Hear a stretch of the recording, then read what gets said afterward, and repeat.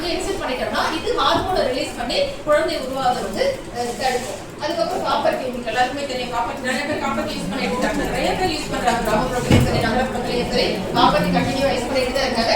அதுக்கப்புறம் injection. So injection போட ரொம்ப சேஃபஸ்ட் சைடு. ஏன்னா நம்ம காப்பர் போடுறதை விட ரிங் போடுறதை விட நம்ம காண்டம் யூஸ் பண்றதை விட ரொம்ப சேஃபா என்ன பண்ணிக்கலாம், இன்ஜெக்ஷன் போடலாம். ஸோ உங்களுக்கு இதை பத்தி எல்லாருமே தெரிஞ்சிருக்கு. ஏதாவது டவுட் இருக்காது ரிலேட்டடா?